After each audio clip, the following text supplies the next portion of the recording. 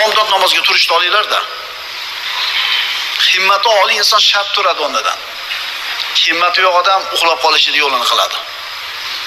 Payg'ambarimiz sollallohu alayhi vasallam aytganlar: "Ya'qudu shaytonu ala qafiyati ra'si ahadukum idza huwa nama thalathu qadim." Sizlardan bittalar uxlasa, shayton boshini orqa tarafiga 3 ta tugunni chugib qo'yadi. Birinchisi har bir tugunni uradida senga uzun kecha bor uxla deydi. Agar musulmon uyg'onib Allohni zikr qilib bismillah desa bitta tugun yechiladi. Turib tahorat qilsa ikkinchi tugun yechiladi. Namoz o'qisa 2 rakat tugunlarda hammasi yechiladi. O'zi harakatchan, ruhi pok, himmati oliy bo'lib turadi. Agar undoq qilmasa, ruhi shirkin, o'zi dangasa bo'lib o'rnidan turadi. Shuning uchun ilm talabida yurgan ukalar, talab ilmni oliy himmatlisi qanaqa bo'ladi bilasizmi? Bitta kitob tushadimi? Mana bu kunda tugataman deydi, tugatadi. O'qiyotgan madrasasimida, jamiyasimida programmasidan o'zib ketishga harakatini qiladi. Bir yilda 2 ta sinfga o'tishlikda payida bo'ladi. Kunini o'tganiga xursand bo'lmaydi. Tushunarlimi?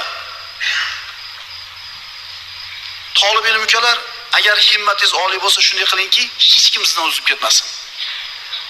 Sizga yetishlikda o'ylashib ham qo'yishmasin, bari yeta olmaymiz unga deysin. Shu darajada harakat qilishlik kerak. Shunaqalardan bir narsa chiqadi. Shunaqalardan. Ko'rmaysizmi? Dvornikka yaramadi, biznesmen bo'lib ketdi. Nima qilmadi? Qo'lini tushirib olmadi. Rasululloh sollallohu alayhi vasallam kunlarning birida aytdilar: "Meni ummatimdan 70 ming kishi jannatga behisob, hisob-kitobsiz kiradi." Shunda Ukashob ibn Muhsin: "Ya Rasululloh, duo qiling, men o'shalardan bo'lay."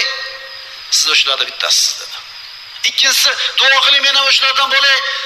Birodaringiz o'zib ketdi. Qarang, Ukashob ibn Muhsin: "Endi men qanday 70 mingdan bittasi bo'laman? Qanday so'rayman? Men o'zimni kimligimni bilsam, men ulardan bo'la olmayman" demadi.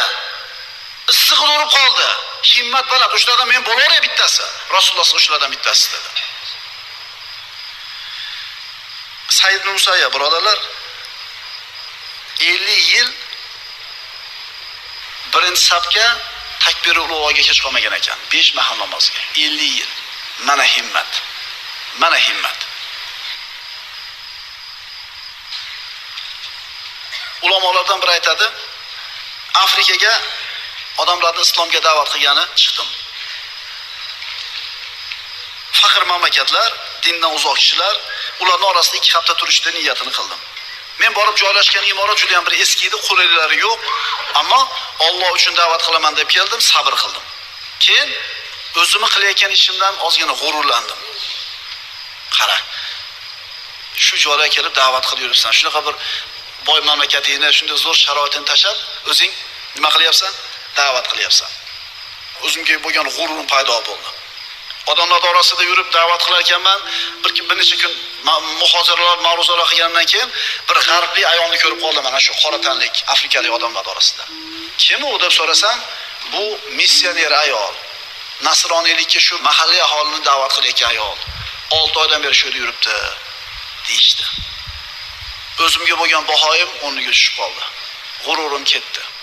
Bu ayol o'zini botil diniga da'vat qilish uchun Yevropadagi qulayliklarni tashab 6 oy mana shu qora odamlarni, afrikalik odamlar orasida yuribdi. Uni himmatini qarang-ku, bu kishining himmatini qarang. Bizda ham shunga o'xshagan himmat bormi? Qanday kunida darsimizning nihoyasi? Mushriklar Quraysh qabilasi boshchiligida 10 ming kishilik qo'shin to'plab Madinaning ustiga kelishdi. Musulmonlarning adadi oz, dushman katta, xavotir katta. Musulmonlar xandaq qazib himoyalanishga majbur. Orqa tomonda turgan Banu Qurayza yahudlari ahdini buzishdi, xiyonat qilishdi. Oldida 10 ming qo'shin turibdi, xatar solib, orqa tomonda Banu Qurayzaning xiyonatidan musulmonlar xavotirda, juda ham ozchilik musulmonlar qoldi. Munofiqlar aytishdiki, Alloh va payg'ambari bizga faqat g'ururni, yolg'on narsani va'da qilishgan ekan-da deyishdi. Lekin iymon keltirgan oliy himmat mu'minlar nima deyishdi? Hada ma va'adanallohu va rasuluhu. Mana shu narsa Alloh va Rasuli bizga va'da qilgan narsa. Shu sinovlar keladi, shu imtihonlar bo'ladi deb aytgan, biz shunga yaralganmiz. Mana shu imtihonda o'tishlik uchun turibmiz deb sobit turishdi. Alloh taolo o'zining nusratini berdi. Dunyodalar oliy himmat inson, himmati past bo'lgan inson. Bu kishi teng bo'ladimi? Musulmon odammi himmati oliy bo'ladi. U Firdavsul A'loni orzusida bo'ladi. Robbisini didorini ko'rishni, Rasululloh sallallohu alayhi vasallamni suhbatda bo'lishini orzusida bo'ladi. Endi himmati past odamlar esa faqat shu dunyoda 3-4 chaqaga ega bo'lishida g'amida yashaydi. Alloh subhanahu va taolo barchalarimizni oliy himmat insonlardan qilsin. Aqulu qawli hada va astagfirulloh li va lakum.